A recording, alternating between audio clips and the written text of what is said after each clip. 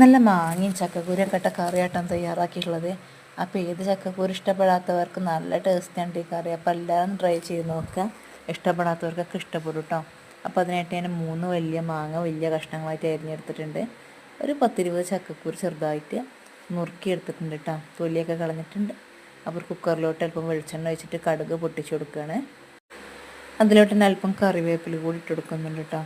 ശേഷം നമ്മളുടെ മാങ്ങയും ചക്കക്കുരും വൃത്തിയാക്കി വെച്ച് അതിലോട്ട് ഇട്ട് കൊടുക്കുകയാണ്. ഒരു 1/2 ടീസ്പൂൺ അളവിൽ മഞ്ഞൾപ്പൊടിയും 1 ടീസ്പൂൺ അളവിൽ മുളക് പൊടിയും ഇതിലേക്ക് ചേർത്തെടുക്കുന്നുണ്ട് കേട്ടോ. അതിൻ്റെ ആവശ്യത്തിനുള്ള വെള്ളം ഒഴിച്ചെടുക്കുകയാണ്. ഒരു 3 ഗ്ലാസ്സോ 4 ഗ്ലാസ്സൊക്കെ വെള്ളം ഒഴിച്ച് കൊടുക്കുക. നന്നായിട്ട് കുറുകി വരട്ടെ കറി. അപ്പോൾ അതിലോട്ട് 1 ടീസ്പൂൺ അളവിൽ ഉപ്പ് ചേർക്കുന്നുണ്ട് കേട്ടോ. അതിന് ശേഷം നമ്മൾ കുക്കർ അടച്ച് കൊടുക്കുകയാണ്. അപ്പോൾ മാങ്ങയും ചക്കക്കുരൊക്കെ എല്ലാ ഭാഗത്തും ജസ്റ്റ് ഒന്ന് ഇളക്കി കൊടുക്കുക.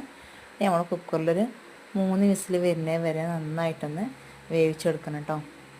അപ്പോൾ അതാ കുക്കർ അടച്ചു കൊടുക്കുകയാണ്.